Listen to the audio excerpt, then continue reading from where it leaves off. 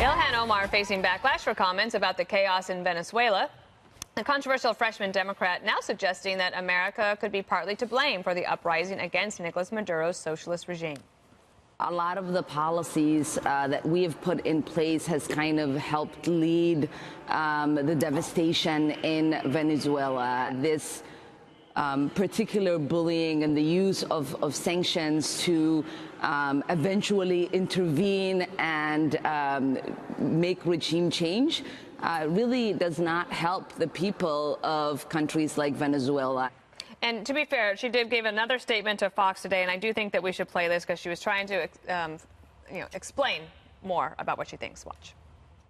The United States' role should be one that is advocating for there to be fair elections. It should be one of guidance and technical support.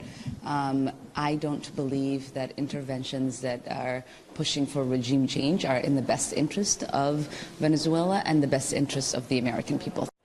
Okay, Jesse, let me go to you. Not in the best interest of the Venezuelan people to have regime change. Oh, wow. I just want her to say one good thing about America. Just one. I'd issue a challenge right now. Omar, please say one good thing about America. Or at least about Jesse. One thing. Yeah. That's a consolation. I am America. Good thing about America. We hear her so much say this, what's wrong with America. Just say what you're proud of. I think that would maybe counterbalance some of the negativity that you hear coming out of her mouth. Also, we should send her a dictionary because America's not bullying the people of Venezuela. It's Maduro and the Russian-backed military that are taking away people's rights and shooting into the crowd and doing all those things. Also, this is what socialists do. When something good happens in the world, what they do is they say, oh, why can't America be like that country?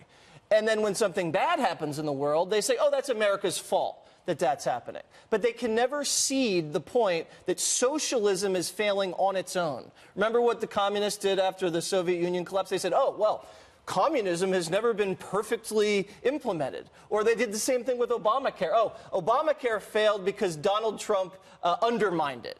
But at this point, I just want to, I want her to do this. Stop siding with the Russians. I mean, 2 years, you say you want to start World War III over the Russian interference in the election. Now they're interfering physically in our hemisphere, and you're siding with them.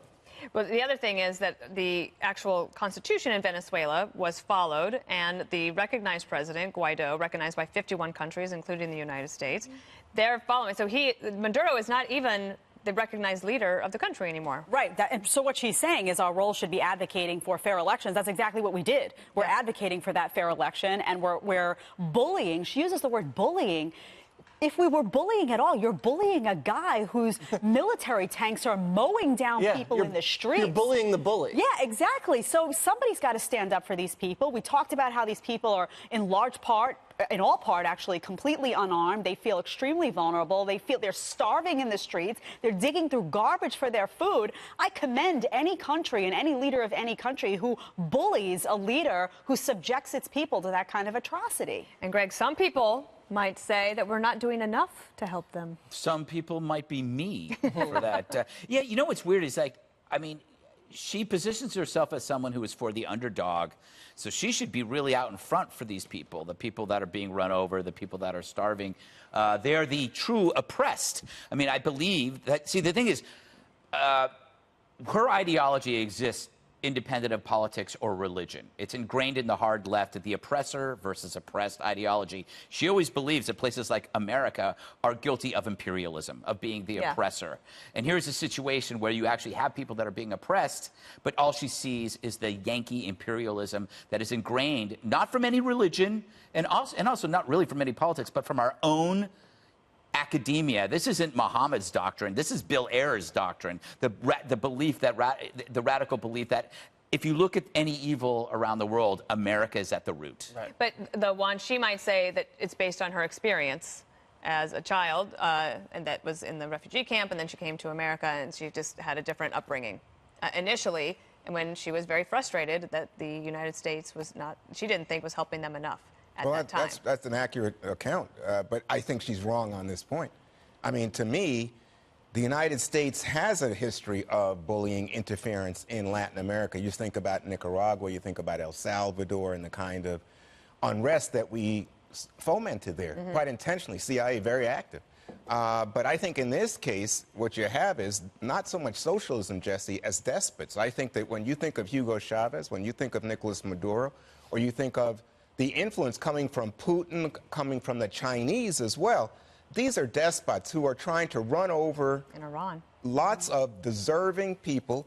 It doesn't mean they can't be both socialism and despotic No, rulers. I don't think you can completely separate it. This is totally separate. This is nothing to do with socialist rule. This is about people who are cruel, indifferent leaders. That's what Maduro is. But how did they get there, Juan? Okay, let me just say, if you want to talk about that, then you have to talk about big oil companies coming in, making deals, running over people. Big oil companies did not run this country into the ground, Juan. I think that you should go do some studying because you find that big oil... They nationalized the oil companies, and then they looted them. In response to the abuses of big oil. But let's stop. I don't think it's worth going over, but I do think it's important to say that she's wrong and that the reason for this collapse is despotic behavior that needs to be countered instead of supported by the Russians and the Chinese. She's been wrong on everything, okay? So but the point is, the advice to Republicans about Omar is the same advice I give to Democrats about Trump. If you have a problem with her, try to win the election. Put somebody up against her and beat her at the voting booth, because she is motivated, to me, by a lot of anger and a lot of disdain.